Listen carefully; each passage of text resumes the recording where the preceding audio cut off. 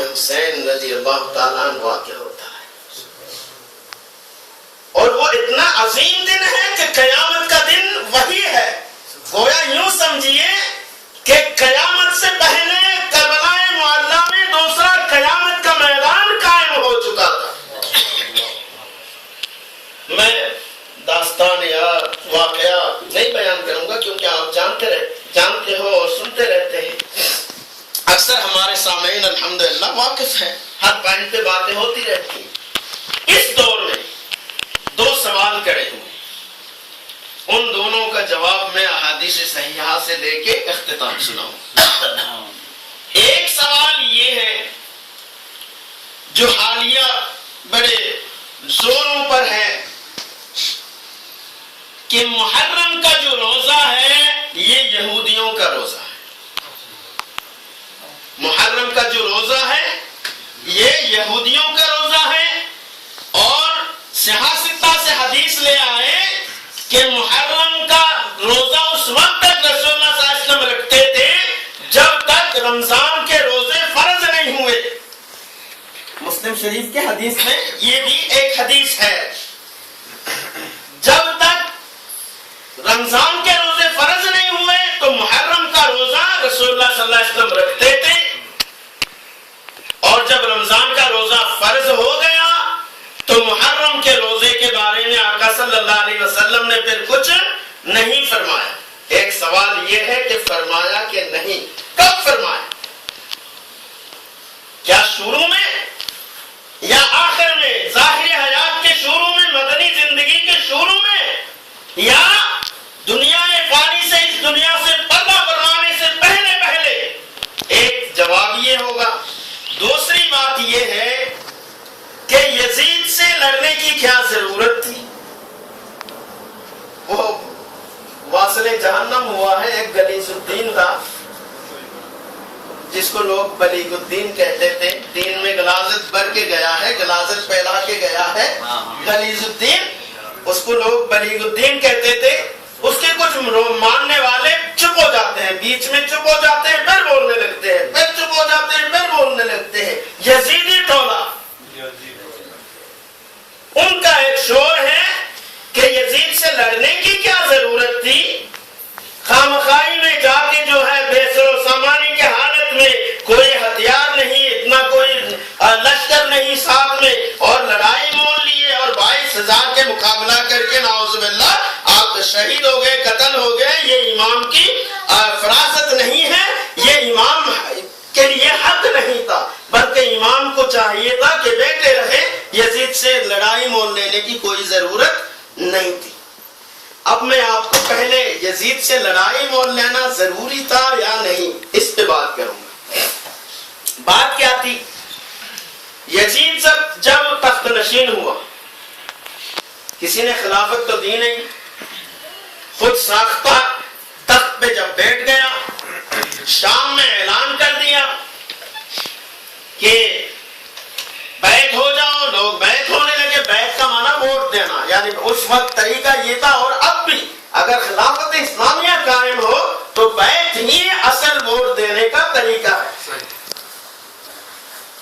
اور پوری دنیا میں 4 لوگ تھے جو مستحقین خلافت، اور وہ سارے کے سارے مدینہ شریف میں تھے.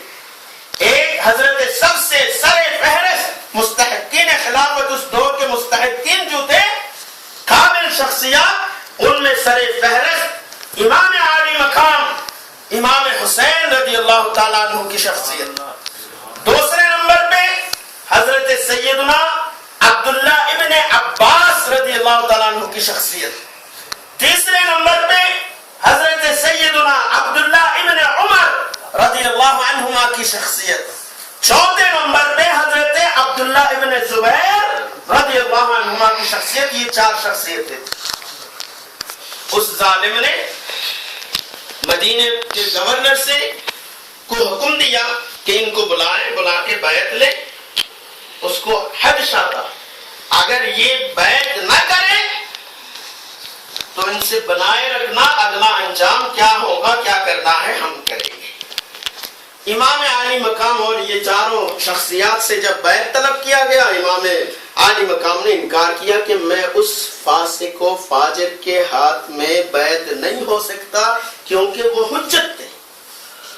حجت اللہ علی الارض، اللہ کی طرف سے حجت. امام حسین کچھ کر جائے اس دور میں یہ حجت ہے مسلمانوں کے لیے کہ ہمارے لیے کرنا جائز ہے، کیونکہ امام عالی مقام نے کیا. امام عالی مقام نے فرمایا کہ میں اس فاسق و فاجر بدبخت لعین بدبخت کے حوالہ اپنے نانا جان کی امت کو نہیں کر سکتا. میرا بیعت ہو جانا نانا جان کی امت کے لیے دلیل بن جائے گی. اگر میں بیعت ہو گیا تو اس کی حکومت کو مان لیا. اب وہ جو برائیاں کر رہا ہے وہ پھیلائے گا، دین کو بگاڑ کے رکھ دے گا. کیا برائیاں تھی؟ یہ کتاب دے مجھے، وہ سرخ والی دلائل النبوت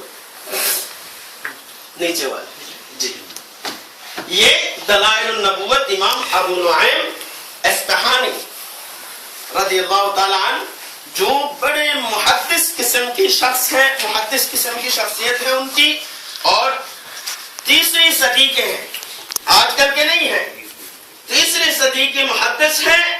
اور اکثر دیوبندی، نجدی، یہ غلاظت برے یزیدی ٹولہ جتنے بھی ہیں وہ سب ان سے حوالے نوٹ کرتے ہیں.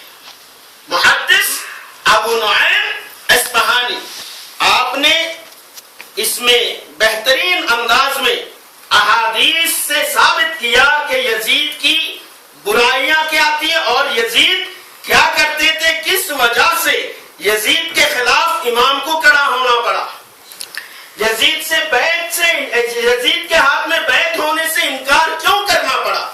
فرماتے ہیں ان ابی الدرداء رضی اللہ تعالیٰ عنہ، ایک تو یہ کہ حضرت ابو الدرداء سے یہ روایت موجود ہے کہ سمعت النبی صلی اللہ علیہ وسلم یقول، میں نے رسول اللہ صلی اللہ علیہ وسلم کو یہ فرماتے ہوئے سنا ہے کہ اول من یبدل سنتی رجل من بنی امیہ یقال له یزید، سب سے پہلے میری سنت کو جو بگاڑے گا بنی امیہ میں سے اس کا نام یزید ہوگا.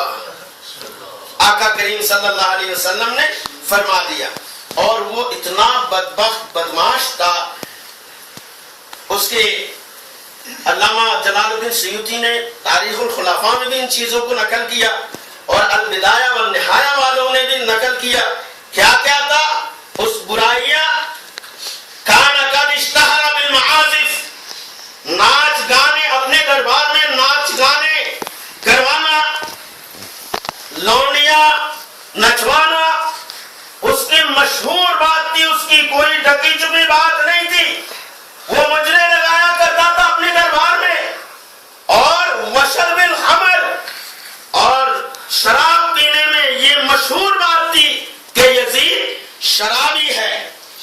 والغنا والصید، شکار بھی کھیلتا تھا، گانا باجا یہ کام کرتا تھا. واتخاذ الغلمان، حاجی صاحب توجہ چاہوں گا مولانا، واتخاذ الغلمان، پتہ ہے آپ کو غلمان کیا ہے؟ غلام کی جمع غلمان ہے. غلام، غلام کہتے ہیں، قرآن شریف میں بھی غلام کا لفظ آیا ہے بیٹے کے لیے، بچے کے لیے غلام کا لفظ استعمال ہوا. غلام کہتے ہیں چھوٹے بچوں کو، نابالغ بچوں کو، لڑکوں کو غلام کہتے ہیں. وہ اتنا بڑا خبیث بدماش تھا کہ وہ مشہور بات تھی کہ لوگ لواطت کیا کرتا تھا، نابالغ بچوں سے لواطت کرتا تھا. جب عورتوں سے، لڑکیوں سے زنا کیا جائے اس کو زنا کہا جاتا ہے، اور لڑکوں سے کیا جائے اس کو لواطت کہا جاتا ہے. خدا کی لعنت ہے لواطت کرنے والوں پر. لوط علیہ السلام کے زمانے میں لواطت کرنے سے اللہ نے ان کو دسا دیا تھا زمین میں، بلکہ فرمایا جب کوئی کسی لڑکے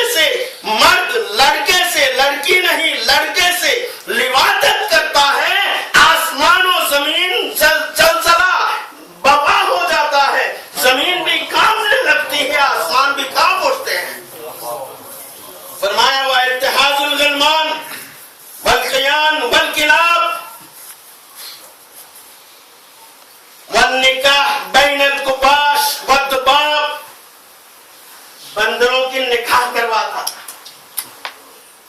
بندر اور بندریوں کو بیچ میں نکاح کرواتا تھا، شادی کرواتا تھا، اور کتے پالتا تھا. جب مسند پہ بیٹھتا تھا دائیں ایک کتا بائیں ایک کتا ہوتا تھا. اور سب سے بڑی جو بات ہے آگے فرما رہے ہیں، وہ ایک دوسرے سے کھیل جو دیکھتے ہیں لوگ کون جیتتا ہے، اس میں بندروں کو نچاتا تھا. جو جیت جاتا تھا، بندر ہو بندری ہو، فرماتے ہیں کلانی سے زہر، سونے کی ٹوپی، سونے کا تاج بندر کے سر پہ رکھتا تھا. یہ تو تھی برائیاں اس کی. آگے دین کے بارے میں جو اس نے کیا ہے، ایک تو اس نے یہ کیا کہ رجل، حضرت عبداللہ ابن حنظلہ سے یہ روایت ہے جس کو تاریخ الخلفاء میں نقل کیا امام جلال الدین سیوطی نے. غسیل الملائکہ حضرت حنظلہ کے بیٹے نے نقل فرمایا، فرماتے ہیں واللہ ما خرجنا، خدا کی قسم ہم نے یزید کی مخالفت ایسے نہیں کی. وہ برائیاں آپ ذہن میں رکھو، آگے جو برائیاں آنے والی ہے، خدا کی قسم واللہ ما خرجنا علی یزید، ہم یزید کی مخالفت اس وقت تک نہیں کیے حتی خفنا ان نرمی بالحجارت من السماء، ہم نے یہ خوف کیا، ڈر گئے ہم کہ اگر یزید کے خلاف نہیں بولے تو آسمان سے ہم پر پتھر نہ برس پڑے. اس وجہ سے خدا کے عذاب سے، آسمان سے پتھر برسنے کے ڈر سے ہم یزید کی مخالفت میں کڑے ہوئے. کون کہہ رہے ہیں؟ غسیل الملائکہ حضرت حنظلہ کا بیٹا عبداللہ رضی اللہ عنہ. کیوں؟ وہ کیا کرتا تھا؟ آگے فرماتے ہیں رجل ینکح امہات الاولاد والبنات والاخوات وشرب الخمر ویدع الصلاۃ. سب سے بڑی بات یہ تھی کہ اس نے حلال کر دیا تھا، ذہن نشین کر دیا، اس نے حلال قرار دے دیا تھا، حلال کر لیا تھا. کیا؟ اگر ماں بیٹا بیچ میں، دونوں کے بیچ میں، بیٹا بھی چاہے ماں بھی چاہے کہ دونوں شادی کر لیں، امہات الاولاد شادی کر لیں ماں بیٹا آپس میں، تو کوئی نہیں روک سکتا. وہ دونوں راضی ہیں تو روکنے والا کوئی نہیں ہے. بھائی اور بہن اگر راضی ہو جائے، بہن بھی چاہتی ہے بھائی بھی چاہتا ہے شادی کرنے کے لیے، اگر راضی ہو جائے تو کوئی منع نہیں ہے. یہ حدود اللہ ہے، یہ حدود اللہ ہے. اللہ نے جو حد باندھ دیا، اللہ نے دین جو بنا دیا ہمارے لیے، یہ دین جو پیش دے دیا، وہ کیا ہے؟ بھائی بہن پہ حرام، بہن بھائی کے لیے حرام، ماں بیٹے کے لیے حرام، بیٹا ماں کے لیے حرام. یہ اللہ کا آرڈر ہے، یہ حدود اللہ ہے. اس کو کسی نے اگر توڑا، اللہ نے حرام کیا، کسی نے حلال کیا، تو وہ کافر ہے. یار ڈر لگتا ہے،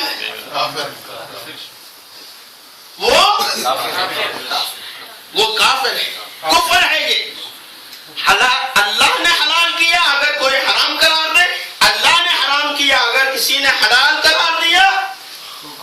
من احل حلالہ من احل حرامہ ومن حرم حلالہ فقد کفر. تفتازانی عقائد نسوی کے شرح میں، علامہ تفتازانی عقائد نسوی کے شرح میں لکھتے ہیں، یہ عقائد کی کتاب ہے اصول دین میں سے، جس نے حلال کو حرام کیا، حرام کو حلال کیا، فقط کفر. اب اس بدبخت یزید کے ہاتھ میں اگر امام عالی مقام بیعت ہو جاتے تو گویا یوں سمجھ لیجئے نانا جان کی امت کو ایک فاسق و فاجر کے حوالہ کرنے کے مترادف اور دین کو مسخ کر دینے کے مترادف. مسخ تو وہ کرتا، امام پس جاتے دربار الہی میں کہ آپ کیوں نہیں بولتے. یزید سے یزید کے بیعت سے انکار کرنا امام عالی مقام کے لیے فرض تھا، آپ نے فرض نبھایا ہے۔ آپ پر ضروری تھا کہ یزید کے بیعت سے انکار کریں، آپ نے انکار کیا، مدینہ منورہ سے نکلنا پڑا، نکل گئے، مکہ مکرمہ ہجرت کر کے مکہ مکرمہ چلے گئے۔ وہاں سے کچھ لوگ کوفی لا یوفی،